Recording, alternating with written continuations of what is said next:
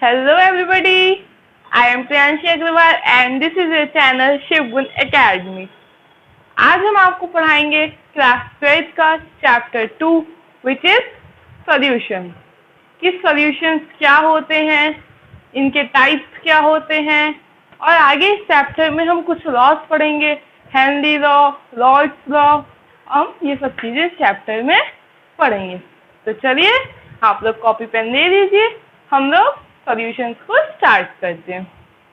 Solutions हमारे होते क्या हैं? सॉल्यूशंस हमारे होते हैं homogeneous mixture of two or more than two components. क्या होते हैं? Solutions are homogeneous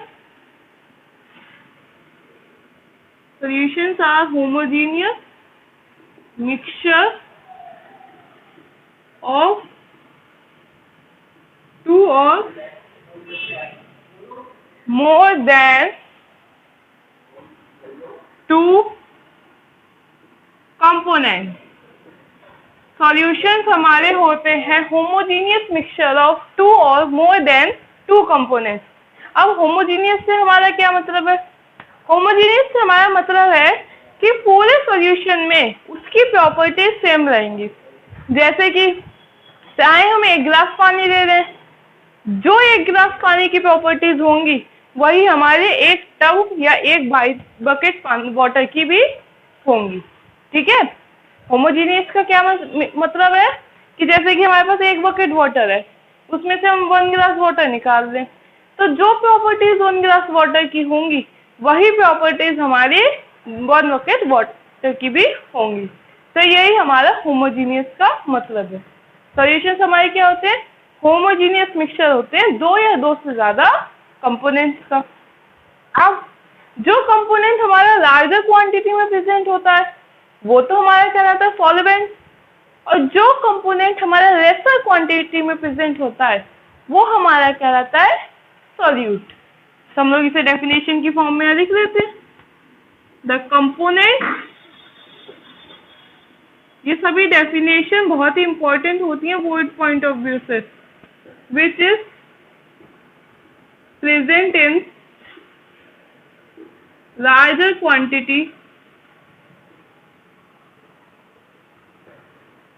is known as solvent, is known as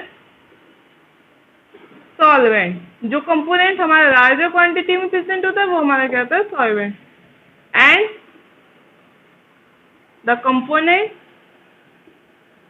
which is present in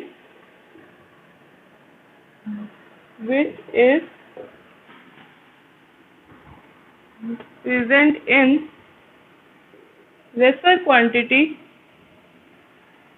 is known as solute। is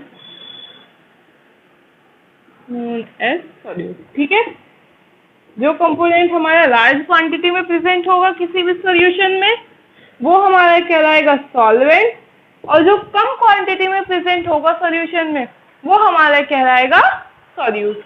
ठीक है, ये तो हमारी बात हो गई सॉल्वेंट और सॉल्यूट की। अब बाइनरी सॉल्यूशंस क्या होते हैं?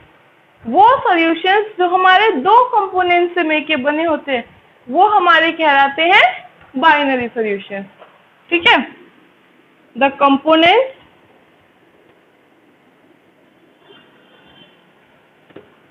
which are made up of two components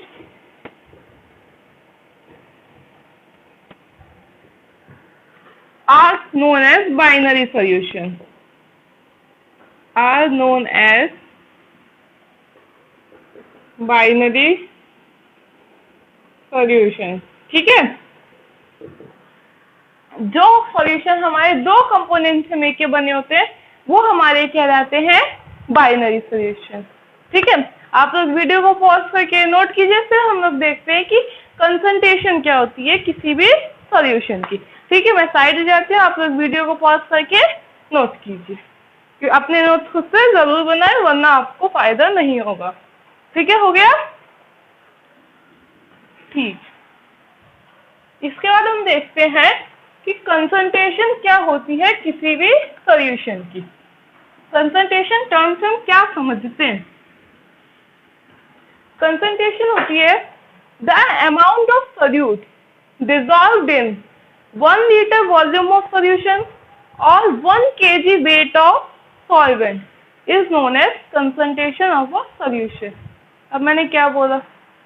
वो अमाउंट सोल्यूट का, हमने कुछ अमाउंट सोल्यूट का दिया जो कि हमारा प्रेजेंट हो 1 लीटर वॉल्यूम ऑफ सॉल्यूशन में या फिर 1 केजी वेट ऑफ सॉल्वेंट में, वो हमारा कहलाता है concentration of a solution.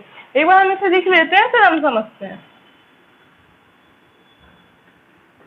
Concentration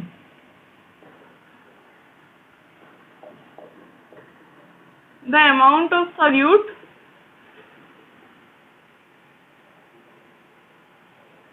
which is dissolved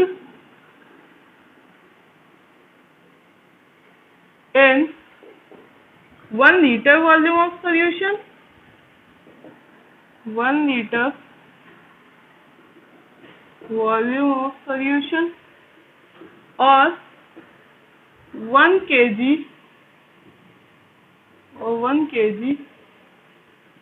weight of solvent, वो हमारा कहलाता है कंसंट्रेशन ऑफ अ सॉल्यूशन।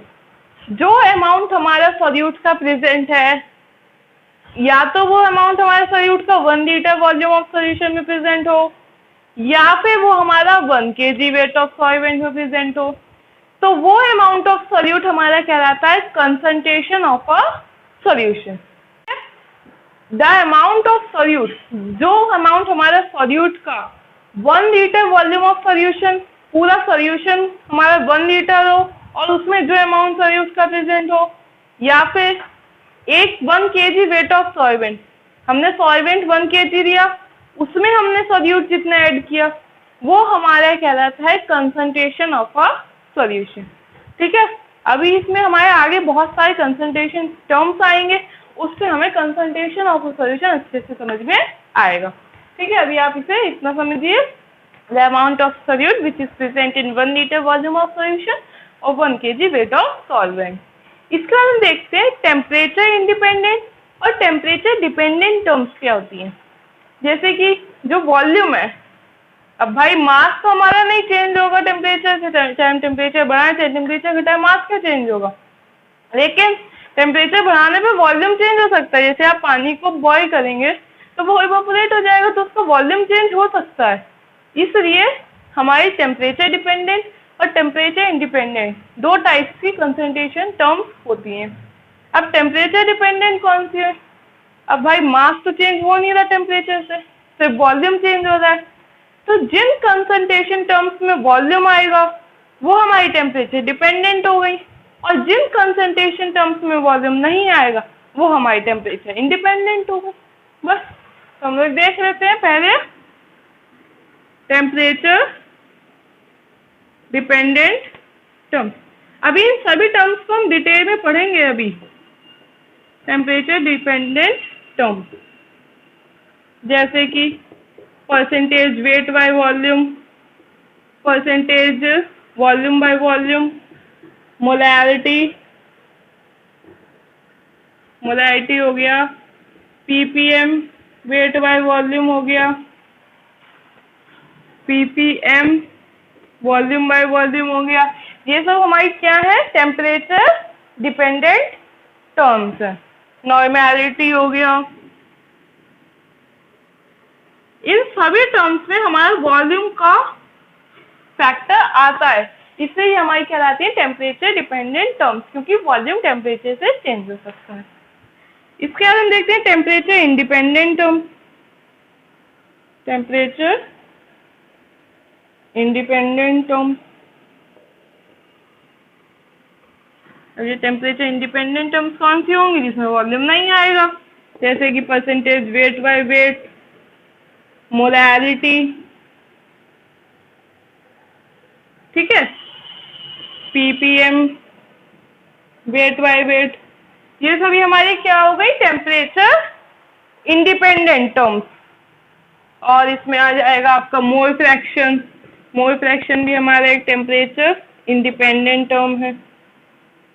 ठीक है, ये थी हमारी कुछ टेम्परेचर डिपेंडेंट और टेम्परेचर इंडिपेंडेंट टर्म्स। आप लोग वीडियो को पॉज करके नोट कीजिए, फिर हम सारी टर्म्स को डिटेल में पढ़ते हैं। अब मैं साइड हो जा रही हूँ, आप लोग वीडियो को पॉज करके नोट कीजिए। हो गया? ठीक है। इसके बाद हम अभी सभी कंसंट्रेशन टर्म्स को डिटेल में देखते हैं कि क्या होती है। सबसे पहले हम देखते हैं वॉल्यूम परसेंटेज। वॉल्यूम परसेंटेज, और इसका सिंबल हम ऐसे डिनोट करते हैं, परसेंटेज वॉल्यूम बाय वॉल्यूम। ये होती क्या है? ये हमारी होती है वॉल्यूम ऑफ सॉल्यूट ml में अपॉन वॉल्यूम ऑफ सॉल्यूशन, वो भी ml में, मल्टीप्लाइड बाय 100। ठीक है, वॉल्यूम परसेंटेज हमारी क्या होती है? Volume of solute present in 1 ml volume of solution. Percentage क्या होती है? वॉल्यूम ऑफ सॉल्यूट इन पर ml वॉल्यूम ऑफ सॉल्यूशन। यहाँ 100 तो हमने परसेंटेज के लिए मल्टीप्लाई कराया। अगर हम वॉल्यूम ऑफ सॉल्यूशन 1 ml ले लें तो हमारा क्या बचेगा? Percentage volume by volume, volume of solute. तो जो वॉल्यूम ऑफ सॉल्यूट हमारा 1 ml वॉल्यूम ऑफ सॉल्यूशन में प्रेजेंट होता है, वो हमारा कहलाता है वॉल्यूम परसेंटेज। ठीक है, इसके बाद हम देखते हैं मास परसेंटेज। मास परसेंटेज,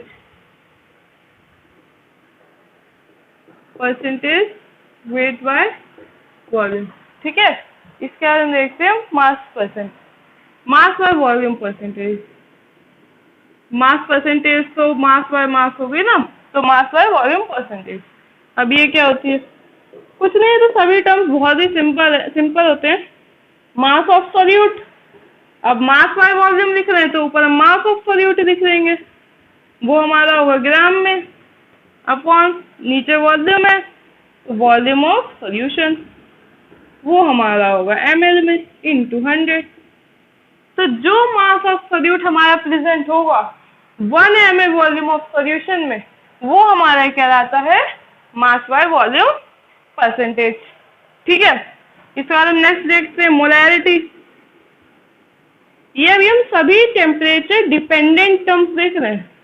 ठीक है, ये अभी हम सारे टेम्परेचर डिपेंडेंट टर्म्स देख रहे हैं। टेम्परेचर डिपेंडेंट में क्या था कि वॉल्यूम वाला फैक्टर आ रहा था, तो यहाँ पे सभी में वॉल्यूम वाला फैक्टर आ रहा है।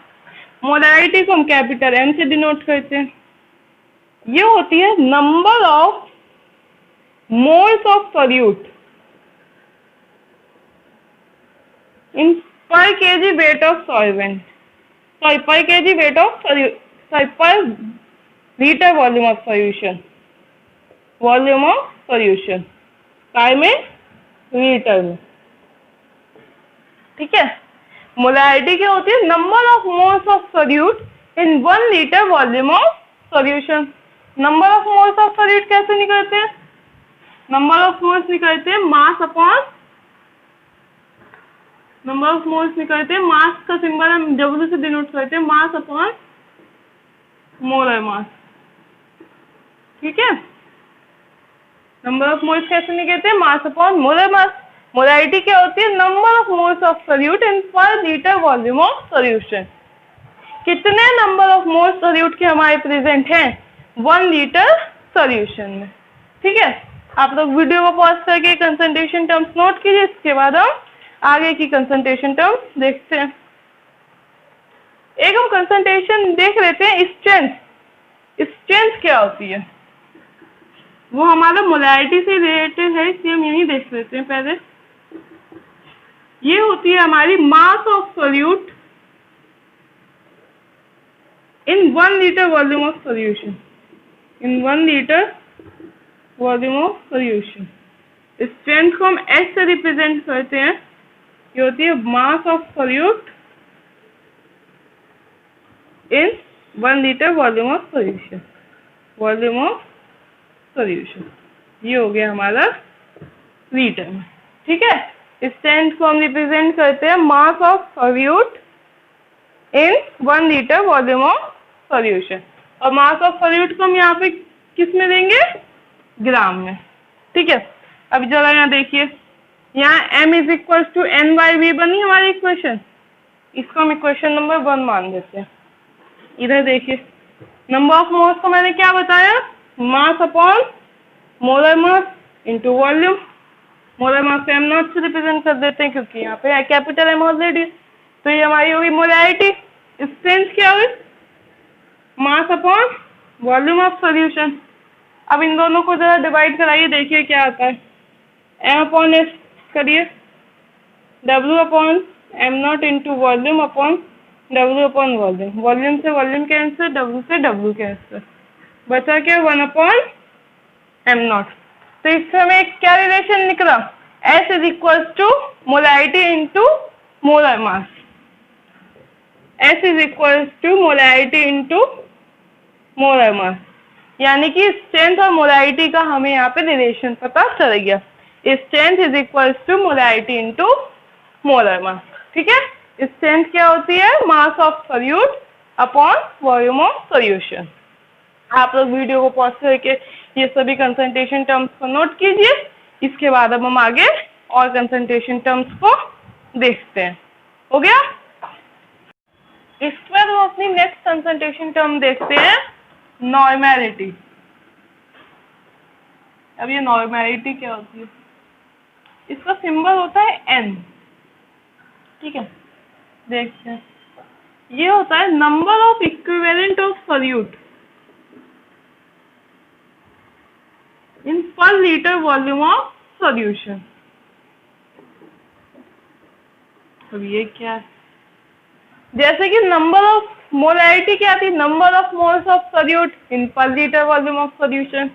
उसी तरीके से हमारी नॉर्मैलिटी है, number of equivalent of solute in पर लीटर वॉल्यूम ऑफ सॉल्यूशन। अब ये number of equivalent of solute क्या होते हैं? जिसे हम NEQ से रिप्रेजेंट कर देते हैं। जिस तरीके से number of moles of solute होते थे मास अपॉन मोलर मास, इसी तरीके से number of equivalent of solute होते हैं मास अपॉन इक्विवेलेंट मास। अब ये इक्विवेलेंट मास क्या होता है? इक्विवेलेंट मास होता है, मास को हम W से रिप्रेजेंट कर देते हैं। इक्विवेलेंट मास होता है molar mass upon n factor.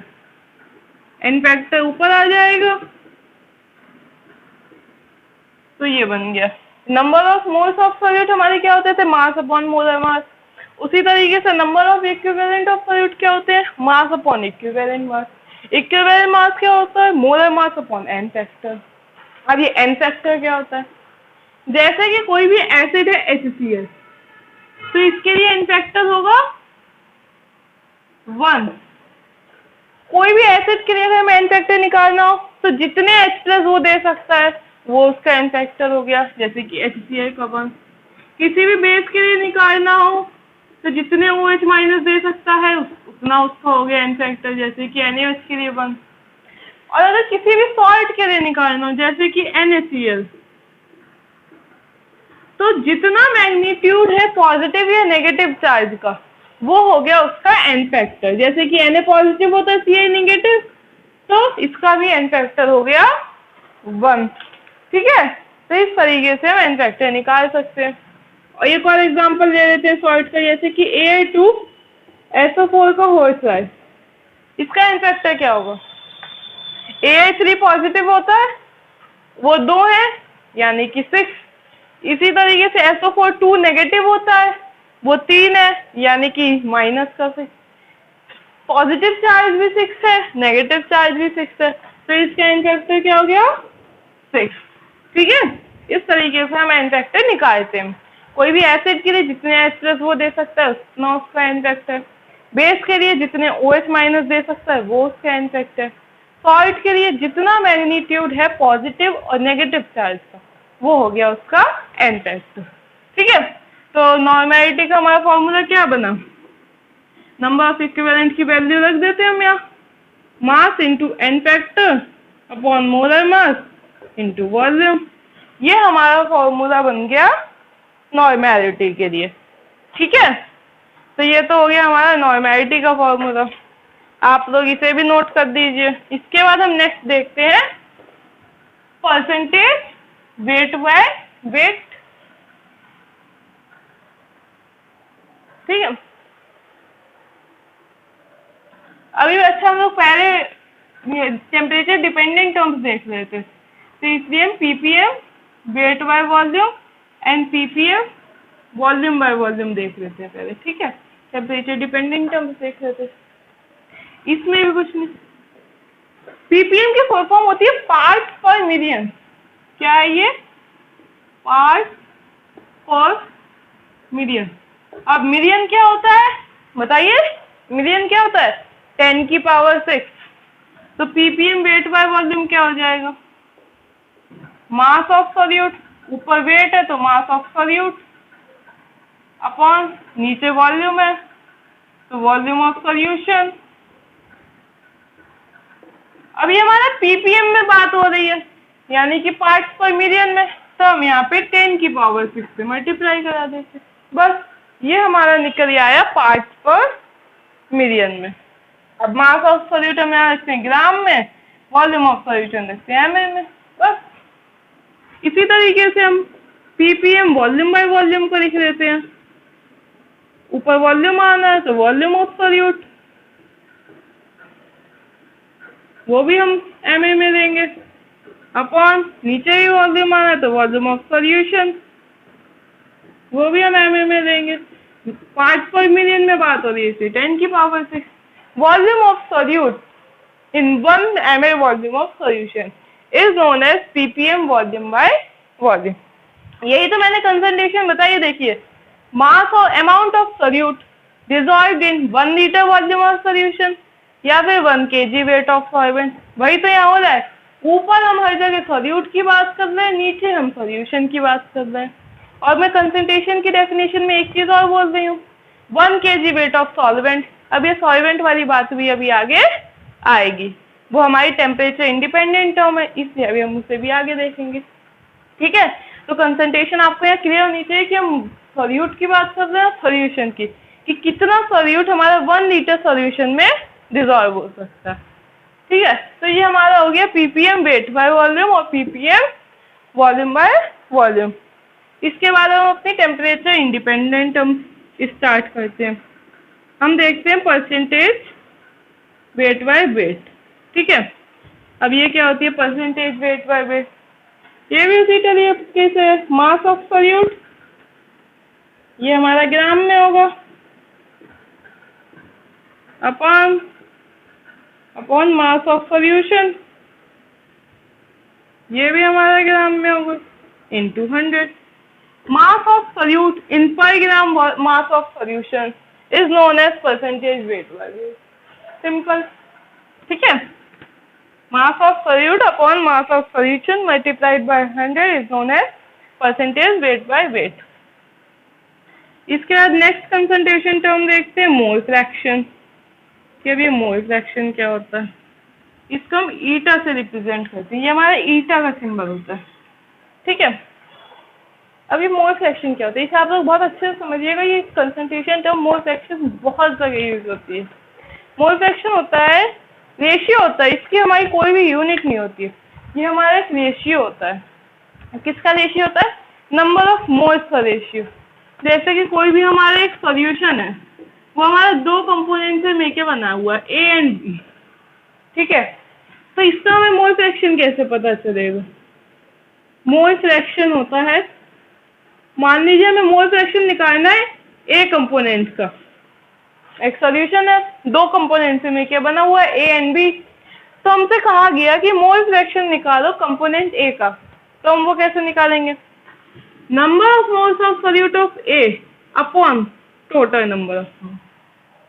इसी तरीके से अगर हमें बी का मोल फ्रैक्शन कह दिया जाए तो हम कहेंगे number of moles of B upon total number of moles. Total moles क्या होंगे, अब भाई Na के मोल्स प्लस Nb के मोल्स, B के मोल्स प्लस A के मोल्स, दो ही चीजें तो है सॉल्यूशन में, तो वो हमारा हो जाएगा टोटल मोल्स। ठीक है, तो जो मोल फ्रैक्शन होता है वो हमारा रेशियो होता है काय का, number of moles of a component divided by total number of moles. ठीक है, वो कंपोनेंट कौन सा होगा जिसका हमें मोल फ्रैक्शन फाइंड करना होगा। ठीक है, तो यही हमारा होता है मोल फ्रैक्शन। तो इसको आप यहाँ से नोट कर सकते हैं, mole fraction of A component, mole fraction of B component, it is a ratio of number of moles. ठीक है, तो आप लोग वीडियो को पॉज करके नोट कीजिए, इसके बाद हम अपनी नेक्स्ट कंसंट्रेशन टर्म देखते हैं। नेक्स्ट कंसंट्रेशन टर्म है हमारी मोलैरिटी। मोलैरिटी क्या होती है, अब जो मैं कह रही थी ना पर केजी वेट ऑफ सॉल्वेंट, अब वो बात आएगी यहाँ पे कि पर केजी वेट ऑफ सॉल्वेंट क्या होता है। मोलैरिटी, इसे हम स्मॉल एम से रिप्रेजेंट करते हैं। एक थी मोलैरिटी, उसे हम कैपिटल एम से रिप्रेजेंट करते हैं, इसे हम स्मॉल एम से रिप्रेजेंट करते हैं। ये क्या होती है, ये होती है हमारी number of moles of solute, number of moles of solute in per KG weight of solvent. यहाँ पे हम वेट ऑफ सॉल्वेंट की बात करते हैं, वो भी किसमें, केजी में। बस यही होती है हमारी मोलैरिटी कि कितने नंबर ऑफ मोल्स हमारे प्रेजेंट है सॉल्यूट के 1 kg वेट ऑफ सॉल्वेंट में, वो हमारी कहलाती है मोलैरिटी। और ये भी हमारी एक टेम्परेचर इंडिपेंडेंट टर्म है। क्यों, क्योंकि कहीं इसमें वॉल्यूम का फैक्टर आ रहा है, नहीं आ रहा, एक नंबर ऑफ मोल्स का फैक्टर है, एक वॉल्यूम ऑफ सॉल्वेंट का फैक्टर है, कहीं पे भी तो वॉल्यूम का फैक्टर नहीं है, तो इसलिए ये हमारी एक टेम्परेचर इंडिपेंडेंट टर्म होती है। मोलैरिटी क्या होती है, number of moles of solute पर केजी वेट ऑफ सॉल्वेंट। ठीक है, और number of moles of solute में बता ही चुकी हूँ क्या होता है, मास अपॉन मोलर मास। इसे आप ऐसे लिख लीजिए, mass upon molar mass into volume, sorry weight, weight of solvent किसमें, केजी में। तो ये हो गई हमारी मोलैरिटी। इसके बाद हम देखते हैं पीपीएम वेट बाय वेट। अभी हमने देखा था पीपीएम वेट बाय वॉल्यूम और पीपीएम वॉल्यूम बाय वॉल्यूम, वो तो हमारी टेम्परेचर डिपेंडेंट टर्म्स थी, ये हमारी टेम्परेचर इंडिपेंडेंट टर्म है क्योंकि इसमें वॉल्यूम का फैक्टर नहीं आता। पीपीएम वेट बाय वेट, देखिए क्या होता है, कुछ नहीं, मास of solute gram upon mass of solution, वो भी ग्राम में।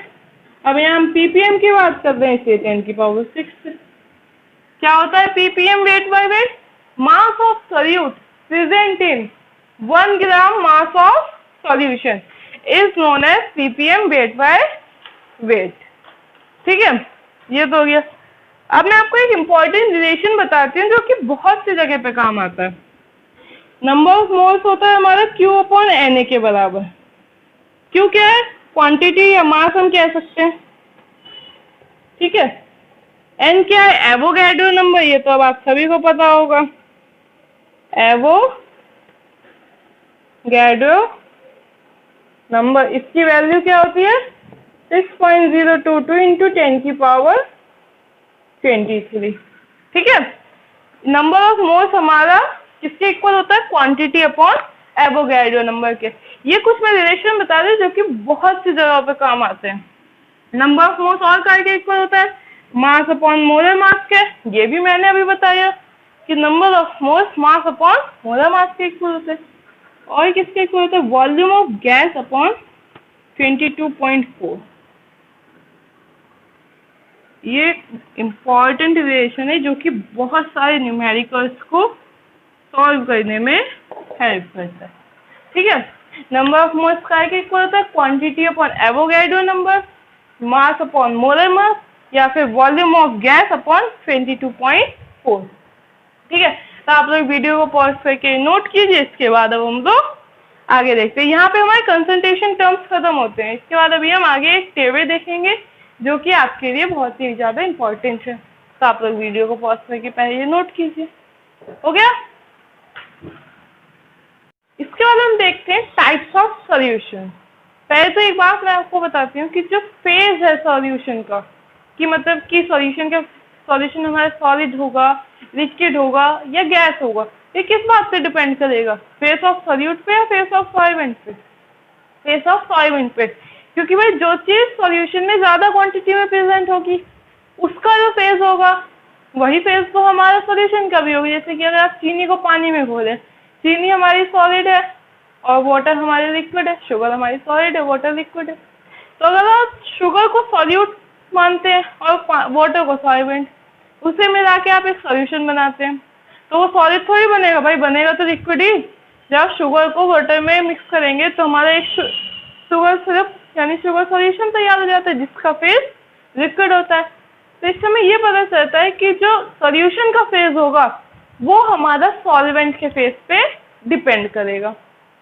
और इसी के बेसिस पे हमारे सॉल्यूशंस हमारे 9 टाइप्स के होते हैं, कि जैसे कि अगर हम सॉलिड को लिक्विड में मिक्स करें, सॉलिड को गैस में, सॉलिड को सॉलिड में, लिक्विड को लिक्विड में, लिक्विड को सॉलिड में, इसी तरीके से हमारे सॉल्यूशन 9 टाइप्स के होते हैं। उसको हम देखते हैं, उसके एग्जाम्पल्स भी देखते हैं।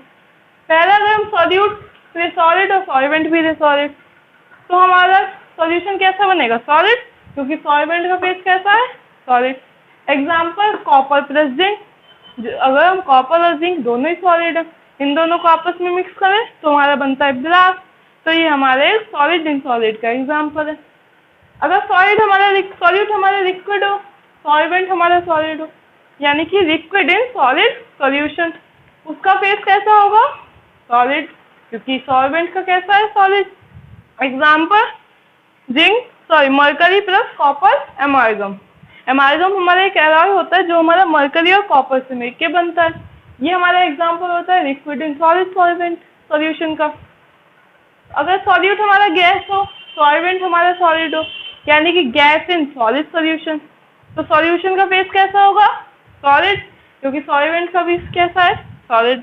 Example, hydrogen in palladium H2+Cd, ये हमारा गैस इन सॉलिड का एग्जाम्पल है। सॉल्यूट हमारा सॉलिड हो, सॉल्वेंट लिक्विड हो, यानी कि सॉलिड इन लिक्विड सॉल्यूशन, तो हमारे सॉल्यूशन का फेज कैसा होगा? लिक्विड, क्योंकि सॉल्वेंट का फेज कैसा है? Liquid. Example, sugar plus water, जो मैंने आपको बताया, शुगर हमारी सॉलिड है, वाटर हमारा लिक्विड है, यानी कि solid in liquid solution. Solute हमारा लिक्विड हो, सॉल्वेंट भी लिक्विड हो, यानी कि लिक्विड इन लिक्विड सॉल्यूशन, तो हमारा सॉल्यूशन भी कैसा होगा? Liquid. Example, ethanol plus water, ethanol भी लिक्विड है, वाटर भी लिक्विड है, तो ये हमारे लिक्विड इन लिक्विड सॉल्यूशन का एग्जाम्पल हो गया। इसके बाद अगर सॉल्यूट गैस हो, सॉल्वेंट लिक्विड हो, गैस इन लिक्विड सॉल्यूशन, तो सॉल्यूशन का फेज कैसा होगा? Liquid. Example, CO2 plus water, CO2 gas है, वाटर लिक्विड है, ये हमारा गैस इन लिक्विड सॉल्यूशन का एग्जाम्पल हो गया। इसके बाद सॉल्यूट सॉलिड हो, सॉल्वेंट गैस हो, यानी कि सॉलिड इन गैस सॉल्यूशन, तो सॉल्यूशन का फेज कैसा होगा? Gas. Example, camphor plus N2, camphor solid है, N2 गैस है, तो ये हमारा सॉलिड इन गैस का एग्जाम्पल हो गया। इसके बाद सॉल्यूट अगर लिक्विड हो, सॉल्वेंट गैस हो, यानी कि लिक्विड इन गैस सॉल्यूशन, तो इसमें सॉल्यूशन का फेज कैसा होगा? गैस, क्योंकि सॉल्वेंट का भी फेज गैस है। एग्जाम्पल, ह्यूमिडिटी, जो ह्यूमिडिटी होती है उसमें है क्या? हमारी एयर है हमारे चारों तरफ, उसमें अगर थोड़ा सा वाटर की ड्रॉपलेट्स आ जाए तो वो हमारी ह्यूमिडिटी हो जाती है, तो वो हमारा एग्जाम्पल है लिक्विड इन गैस का। अगर सॉल्यूट हमारा गैस हो, सॉल्वेंट भी गैस हो, गैस इन गैस सॉल्यूशन, तो हमारा सॉल्यूशन का फेज कैसा होगा? गैस। अब भाई ये तो सभी को पता है, हमारे एटमॉस्फेयर में बहुत सारी गैसेज हैं, नाइट्रोजन है, ऑक्सीजन है, कार्बन डाइऑक्साइड है, तो ये सभी गैसेज एक दूसरे में मिक्स हैं, तो air is the biggest example of gas in gas solution. तो ये हमारे थे 9 काइंड्स ऑफ सॉल्यूशन, जो हमारी किस बेसिस पे क्लासिफाई करे गए कि जो सॉल्यूशन का फेस होगा वो हमारे सॉल्वेंट के फेस पे डिपेंड करेगा। क्या ये वीडियो आपको समझ में आया होगा? इस वीडियो को करते हैं यहीं पे खत्म। इसके नेक्स्ट वीडियो में हम पढ़ेंगे सॉल्युबिलिटी के बारे में। सॉल्युबिलिटी कैसे वेरी करती है, अगर हम टेम्परेचर वेरी करें, प्रेशर वेरी करें, हेनरी लॉ के बारे में देखेंगे कि हेनरी लॉ हमारा क्या कहता है प्रेशर और सॉल्युबिलिटी के बारे में। तो इन सभी चीज़ों को हम अपने नेक्स्ट वीडियो में देखेंगे। तब तक के लिए पढ़ाई करते रहिए। All the very best.